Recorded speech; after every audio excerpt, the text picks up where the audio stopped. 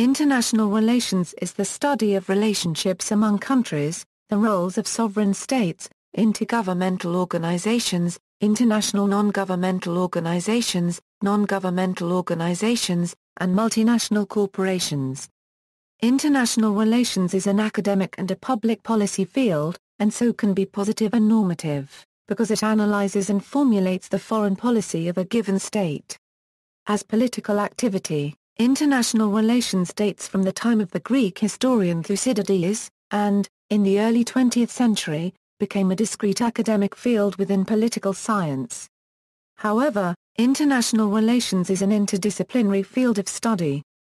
Besides political science, the field of international relations draws intellectual materials from the fields technology and engineering, economics, history, and international law, philosophy, geography, and social work, sociology, anthropology, and criminology, psychology and gender studies, cultural studies and culturology. The scope of international relations comprehends globalization, state sovereignty, and international security, ecological sustainability, nuclear proliferation, and nationalism, economic development and global finance, terrorism and organized crime, human security, foreign interventionism, and human rights.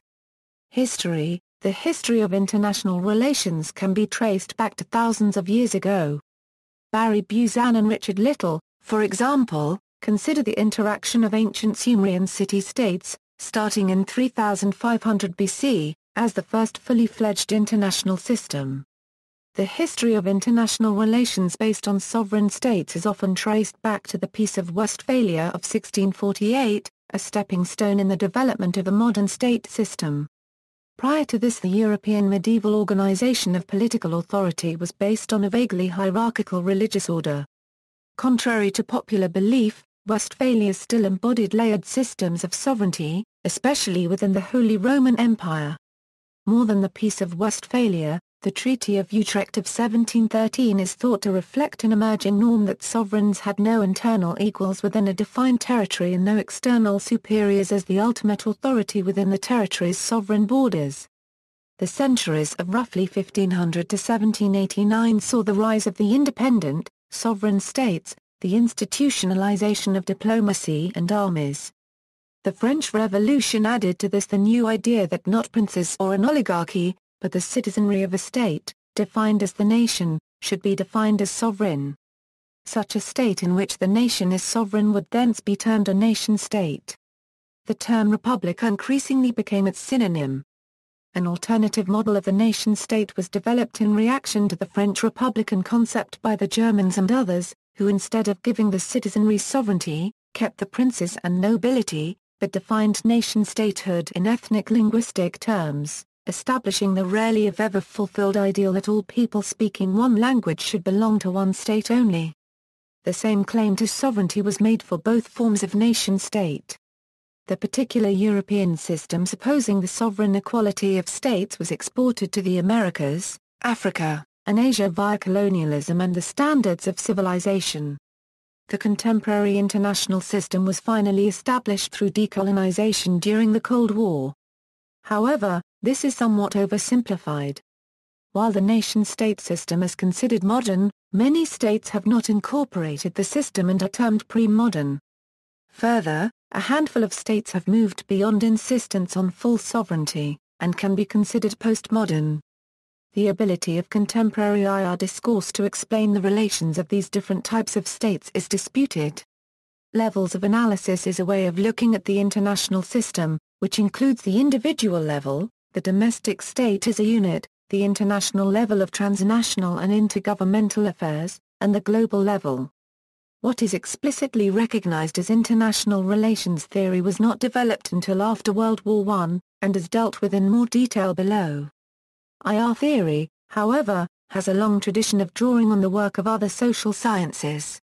The use of capitalizations of the I, and/or in international relations aims to distinguish the academic discipline of international relations from the phenomena of international relations.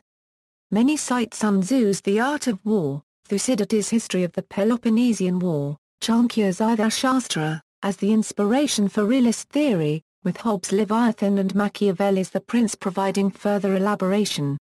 Similarly, liberalism draws upon the work of Kant and Rousseau, with the work of the former often being cited as the first elaboration of democratic peace theory. Though contemporary human rights is considerably different from the type of rights envisioned under natural law, Francisco de Vitoria, Hugo Grotius and John Locke offered the first accounts of universal entitlement to certain rights on the basis of common humanity. In the 20th century, in addition to contemporary theories of liberal internationalism, Marxism has been a foundation of international relations. Study of IR.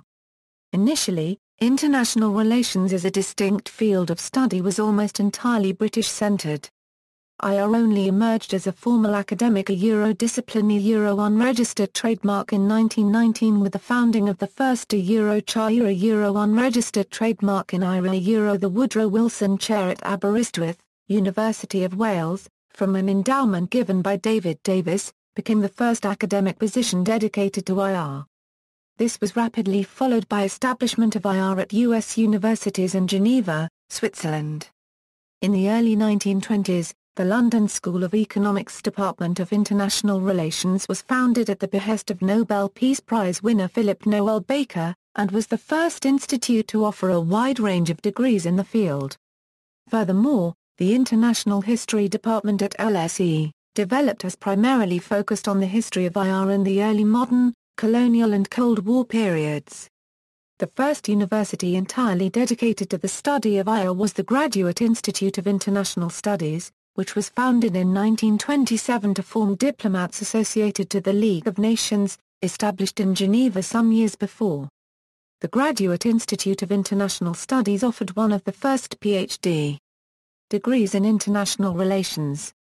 Georgetown University's Edmund A. Walsh School of Foreign Service is the oldest international relations faculty in the United States, founded in 1919.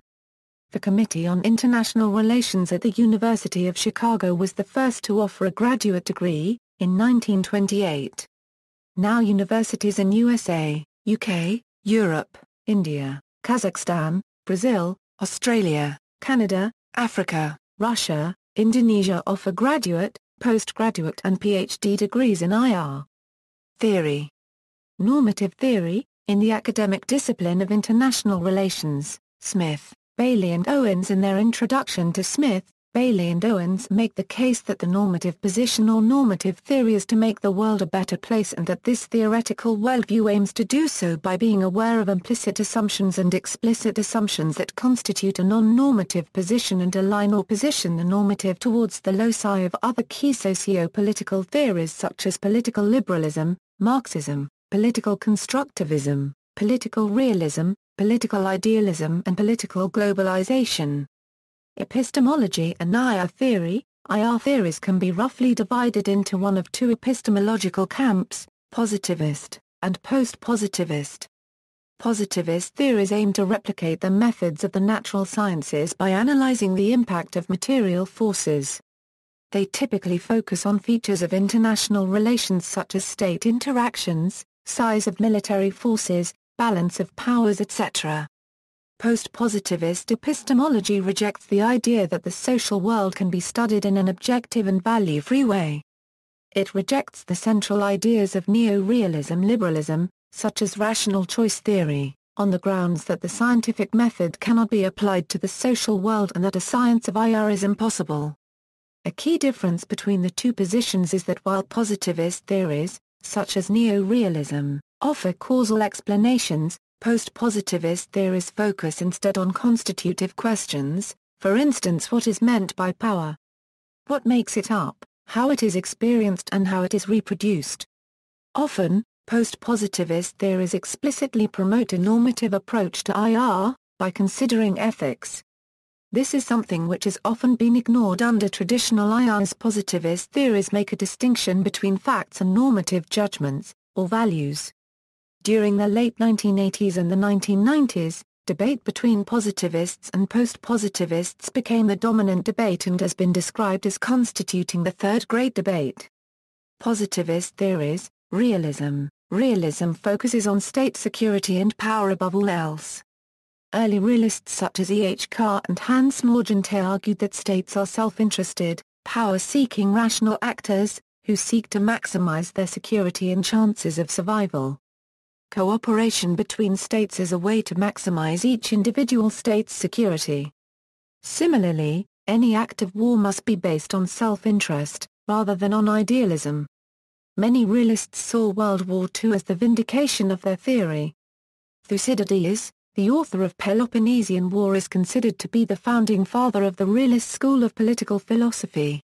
Amongst others, philosophers like Machiavelli, Hobbes and Rousseau are considered to have contributed to the realist philosophy. However, while their work may support realist doctrine, it is not likely that they would have classified themselves as realists in this sense. Political realism believes that politics, like society in general, is governed by objective laws that have their roots in human nature. To improve society, it is first necessary to understand the laws by which society lives. The operation of these laws being impervious to our preferences, persons will challenge them only at the risk of failure. Realism, believing as it does in the objectivity of the laws of politics, must also believe in the possibility of developing a rational theory that reflects, however imperfectly and one-sidedly, these objective laws.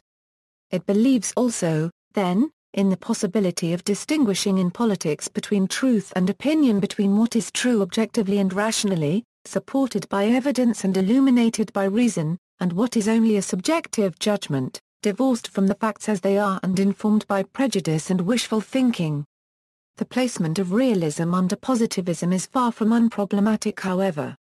E. H. Carr's What is History was a deliberate critique of positivism, and Hans Morgenthau's aim in Scientific Man vs. Power Politics was the title in Police was to demolish any conception that international politics, power politics, can be studied scientifically.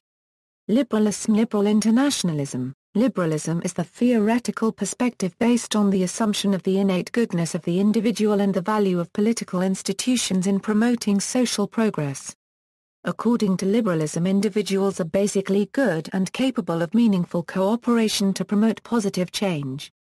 Liberalism views states, non-governmental organizations, and intergovernmental organizations as key actors in the international system. States have many interests and are not necessarily unitary and autonomous, although they remain sovereign. Liberal theory stresses the interdependence among states, multinational corporations, and international institutions. Theorists such as Hedley Bull have postulated an international society in which various actors communicate and recognize common rules, institutions, and interests. Liberals also view the international system as anarchic, since there is no single overarching international authority and each individual state is left to act in its own self-interest. Liberalism is historically rooted in the liberal philosophical traditions associated with Adam Smith and Immanuel Kant that posit that human nature is basically good and that individual self-interest can be harnessed by society to promote aggregate social welfare. Individuals form groups and later, states. States are generally cooperative and follow international norms and procedures that they agree upon. Liberal international relations theory arose after World War I in response to the inability of states to control and limit war in their international relations. Early adherents include Woodrow Wilson and Norman Angell, who argued vigorously that states mutually gained from cooperation and that war was so destructive as to be essentially futile. Liberalism was not recognized as a coherent theory as such until it was collectively and derisively termed idealism by E. H. Carr. A new version of idealism that focused on human rights as the basis of the legitimacy of international law was advanced by Hans Carl Paragraph. Major theorists include Brede de Montesquieu, Immanuel Kant, Robert Keohane, and John Mueller. Neoliberalism. Neoliberalism seeks to update liberalism by accepting the neo-realist presumption that states are the key actors in international relations, but still maintains that non-state actors and intergovernmental organizations matter. Proponents such as Maria Katchta argue that states will cooperate irrespective of relative gains, and are thus concerned with absolute gains. This also means that nations are, in essence, free to make their own choices as to how they will go about conducting policy without any international organizations blocking a nation's right to sovereignty.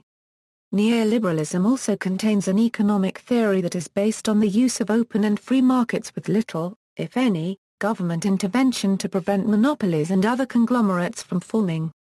The growing interdependence throughout and after the Cold War through international institutions led to neoliberalism being defined as institutionalism, this new part of the theory being fronted by Robert Keohane and also Joseph Nye.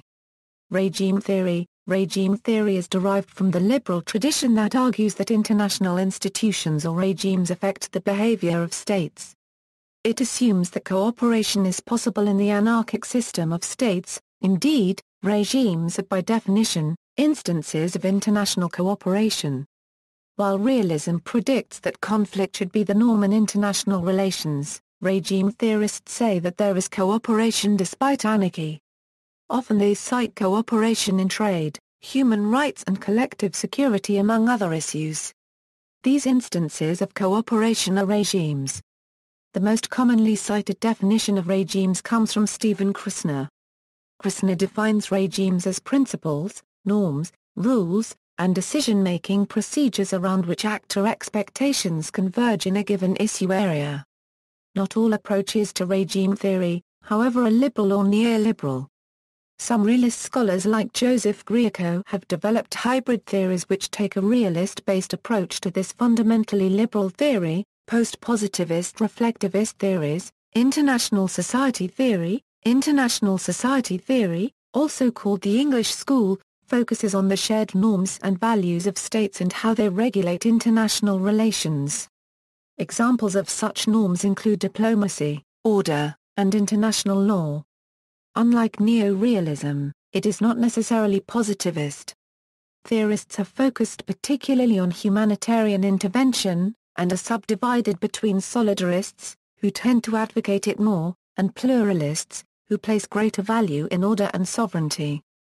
Nicholas Wheeler is a prominent solidarist, while Hedley Bull and Robert H. Jackson are perhaps the best-known pluralists. Social constructivism. Social constructivism encompasses a broad range of theories that aim to address questions of ontology, such as the structure and agency debate, as well as questions of epistemology, such as the material ideational debate that concerns the relative role of material forces versus ideas. Constructivism is not a theory of IR in the manner of neo-realism, but is instead a social theory which is used to better explain the actions taken by states and other major actors as well as the identities that guide these states and actors. Constructivism in IR can be divided into what Hopf calls conventional and critical constructivism. Common to all varieties of constructivism is an interest in the role that ideational forces play. The most famous constructivist scholar, Alexander Wendt, noted in a 1992 article in International Organization, that anarchy is what states make of it. By this he means that the anarchical structure that neo-realists claim governs state interaction is in fact a phenomenon that is socially constructed and reproduced by states. For example, if the system is dominated by states that see anarchy as a life-or-death situation, then the system will be characterized by warfare. If on the other hand anarchy is seen as restricted, then a more peaceful system will exist. Anarchy in this view is constituted by state interaction, rather than accepted as a natural and immutable feature of international life as viewed by neo-realist IR scholars. Critical theory. Critical international relations theory is the application of critical theory to international relations. Proponents such as Andrew Linklater, Robert W. Cox and Ken Booth focus on the need for human emancipation from states. Hence, it is critical of mainstream IR theories that tend to be state-centric. Marxism. Marxist and neo-Marxist theories of IR reject the realist liberal view of state conflict or cooperation, instead focusing on the economic and material aspects. It makes the assumption that the economy trumps other concerns, allowing for the elevation of class as the focus of study. Marxists view the international system as an integrated capitalist system in pursuit of capital accumulation. Thus, the period of colonialism brought in sources for raw materials and captive markets for exports, while decolonialization brought new opportunities in the form of dependence. Linked in with Marxist theories is dependency theory and the core periphery model, which argue that developed countries, in their pursuit of power, appropriate developing states through international banking, security and trade agreements and unions on a formal level, and do so through the interaction of political and financial advisors, missionaries, relief aid workers, and multinational corporations on the informal level, in order to integrate them into the capitalist system, strategically appropriating undervalued natural resources and labor hours and fostering economic and political dependence. Marxist theories receive little attention in the United States where no significant socialist party has flourished. It is more common in parts of Europe and is one of the more important theoretic contributions of Latin American academia to the study of global networks. Leadership theories. Interest group perspective. Interest group theory posits that the driving force behind state behavior is sub-state interest groups. Examples of interest groups include political lobbyists, the military, and the corporate sector. Group theory argues that although these interest groups are constitutive of the state, they are also causal forces in the exercise of state power. Strategic perspective. Strategic perspective is a theoretical approach that views individuals as choosing their actions by taking into account the anticipated actions and responses of others with the intention of maximizing their own welfare. Inherent bad faith model in international relations and political psychology.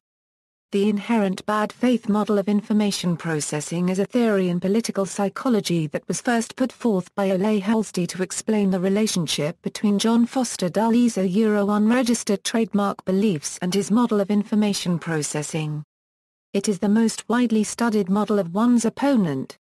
A state is presumed to be implacably hostile, and contraindicators of this are ignored. They are dismissed as propaganda ploys or signs of weakness.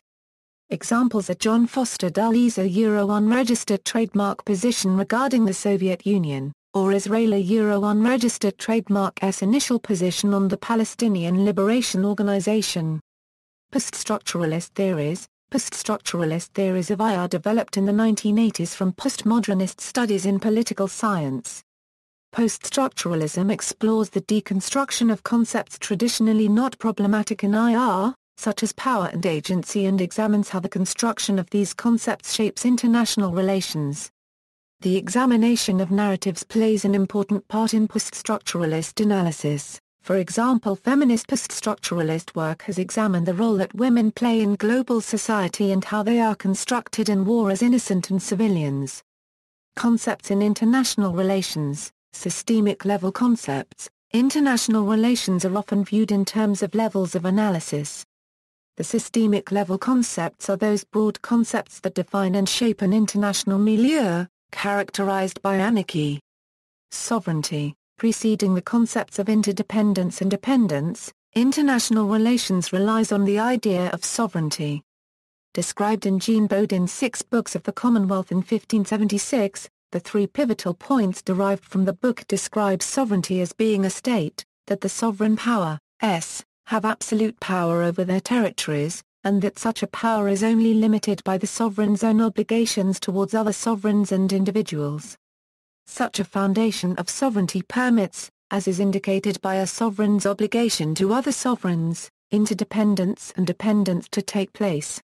While throughout world history there have been instances of groups lacking or losing sovereignty, such as African nations prior to decolonization or the occupation of Iraq during the Iraq War, there is still a need for sovereignty in terms of assessing international relations. Power. The concept of power in international relations can be described as the degree of resources, capabilities, and influence in international affairs. It is often divided up into the concepts of hard power and soft power, hard power relating primarily to coercive power, such as the use of force, and soft power commonly covering economics, diplomacy and cultural influence. However, there is no clear dividing line between the two forms of power. National interest, perhaps the most significant concept behind that of power and sovereignty. National interest is a state unregistered trademark's action in relation to other states where it seeks to gain advantage or benefits to itself. National interest, whether aspirational or operational, is divided by core vital and peripheral non-vital interests. Core or vital interests constitute the things which a country is willing to defend or expand with conflict, such as territory, ideology, or its citizens. Peripheral or non-vital are interests which a state is willing to compromise. For example, in the German annexation of the Sudetenland in 1938 under the Munich Agreement, Czechoslovakia was willing to relinquish territory which was considered ethnically German in order to preserve its own integrity and sovereignty. Non-state actors. In the 21st century, the status quo of the international system is no longer monopolized by states alone.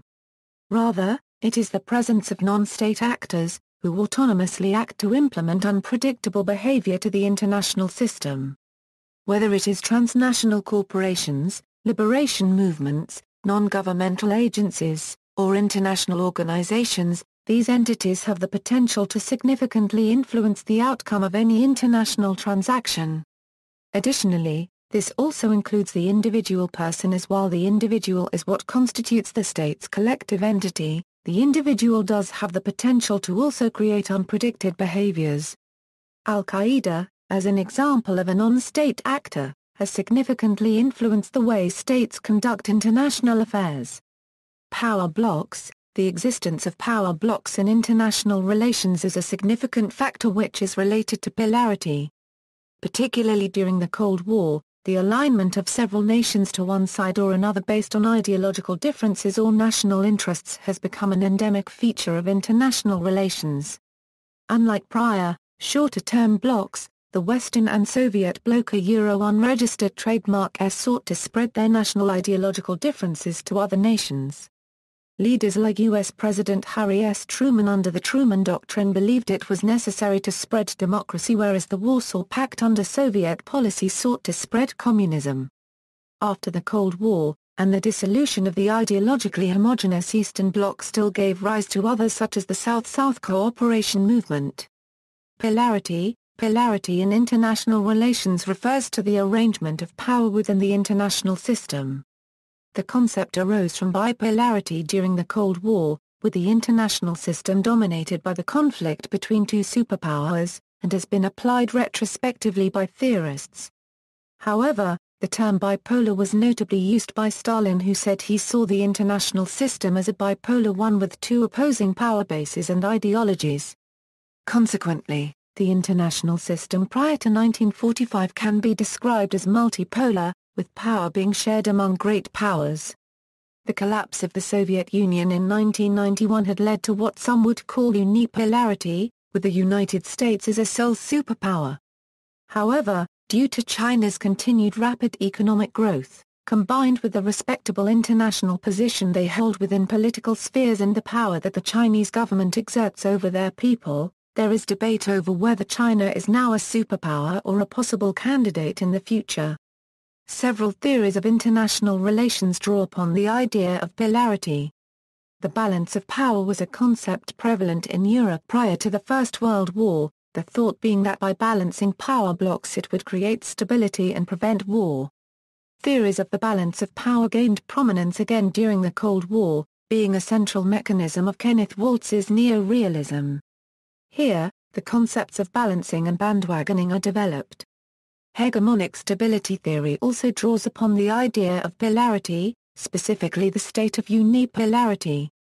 Hegemony is the preponderance of power at one pole in the international system, and the theory argues this is a stable configuration because of mutual gains by both the dominant power and others in the international system. This is contrary to many neo-realist arguments, particularly made by Kenneth Waltz, stating that the end of the Cold War and the state of unipolarity is an unstable configuration that will inevitably change. This can be expressed in power transition theory, which states that it is likely that a great power would challenge a hegemon after a certain period, resulting in a major war. It suggests that while hegemony can control the occurrence of wars, it also results in the creation of one. Its main proponent, A.F.K. Organsky, argued this based on the occurrence of previous wars during British, Portuguese and Dutch hegemony. Interdependence. Many advocate that the current international system is characterized by growing interdependence. The mutual responsibility and dependency on others. Advocates of this point to growing globalization, particularly with international economic interaction. The role of international institutions, and widespread acceptance of a number of operating principles in the international system, reinforces ideas that relations are characterized by interdependence. Dependency. Dependency theory is a theory most commonly associated with Marxism, stating that a set of core states exploit a set of weaker periphery states for their prosperity. Various versions of the theory suggest that this is either an inevitability, or use the theory to highlight the necessity for change. Systemic tools of international relations. Diplomacy is the practice of communication and negotiation between representatives of states. To some extent, all other tools of international relations can be considered the failure of diplomacy. Keeping in mind, the use of other tools are part of the communication and negotiation inherent within diplomacy. Sanctions, force, and adjusting trade regulations, while not typically considered part of diplomacy, are actually valuable tools in the interest of leveraging placement in negotiations. Sanctions are usually a first resort after the failure of diplomacy, and are one of the main tools used to enforce treaties. They can take the form of diplomatic or economic sanctions and involve the cutting of ties and imposition of barriers to communication or trade. War, the use of force, is often thought of as the ultimate tool of international relations. A widely accepted definition is that given by Clausewitz, with war being the continuation of politics by other means. There is a growing study into new wars involving actors other than states. The study of war in international relations is covered by the disciplines of war studies and strategic studies. The mobilization of international shame can also be thought of as a tool of international relations. This is attempting to alter states' actions through naming and shaming at the international level. This is mostly done by the large human rights NGOs such as Amnesty International, or Human Rights Watch. A prominent use of was the UN Commission on Human Rights 1235 procedure, which publicly exposes states' human rights violations. The current United Nations Human Rights Council has yet to use this mechanism, the allotment of economic and/or diplomatic benefits. An example of this is the European Union's enlargement policy. Candidate countries are allowed entry into the EU only after the fulfillment of the Copenhagen criteria. Unit-level concepts in international relations. As a level of analysis, the unit level is often referred to as the state level, as it locates its explanation at the level of the state, rather than the international system. Regime type. It is often considered that a state's form of government can dictate the way that a state interacts with others in the international system. Democratic peace theory is a theory that suggests that the nature of democracy means that democratic countries will not go to war with each other. The justifications for this are that democracies externalize their norms and only go to war for just causes, and that democracy encourages mutual trust and respect. Communism justifies a world revolution, which similarly would lead to peaceful coexistence, based on a proletarian global society. The power politics is also considered. Revisionism status quo. States can be classified by whether they accept the international status quo, or are revisionist, that is, want change. Revisionist states seek to fundamentally change the rules and practices of international relations, feeling disadvantaged by the status quo. They see the international system as a largely Western creation which serves to reinforce current realities. Japan is an example of a state that has gone from being a revisionist state to one that is satisfied with the status quo, because the status quo is now beneficial to it. Religion. It is often considered that religion can have an effect on the way a state acts within the international system. Religion is visible as an organizing principle particularly for Islamic states, whereas secularism sits at the other end of the spectrum, with a separation of state and religion being responsible for the liberal international relations theory. Individual or subunit level concepts. The level beneath the unit level can be useful both for explaining factors in international relations that other theories fail to explain, and for moving away from a state-centric view of international relations. Psychological factors in international relations. Evaluating psychological factors in international relations comes from the understanding that a state is not a black box as proposed by realism, and that there may be other influences on foreign policy decisions. Examining the role of personalities in the decision-making process can have some explanatory power, as can the role of misperception between various actors. A prominent application of subunit-level psychological factors in international relations is the concept of groupthink, another is the propensity of policymakers to think in terms of analogies. Bureaucratic Politics IR looks at the role of the bureaucracy in decision-making, and sees decisions as a result of bureaucratic infighting, and as having been shaped by various constraints. Religious, ethnic, and secessionist groups IR viewing these aspects of the subunit level has explanatory power with regards to ethnic conflicts, religious wars, transnational diaspora and other actors which do not consider themselves to fit with the defined state boundaries. This is particularly useful in the context of the pre-modern world of weak states. Science, technology and international relations IR how science and technology impact the global health, business, environment, technology, and development. International political economy, and economic factors in international relations. International political culturology IR looks at how culture and cultural variables impact in international relations. Personal relations between leaders.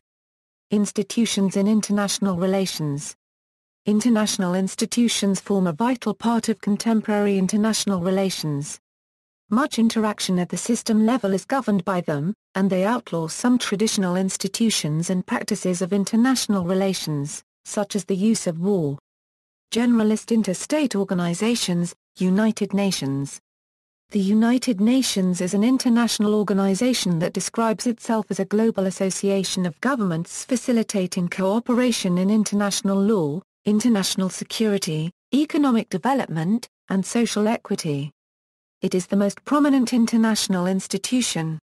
Many of the legal institutions follow the same organizational structure as the UN.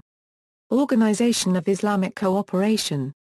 The Organization of Islamic Cooperation is an international organization consisting of 57 member states.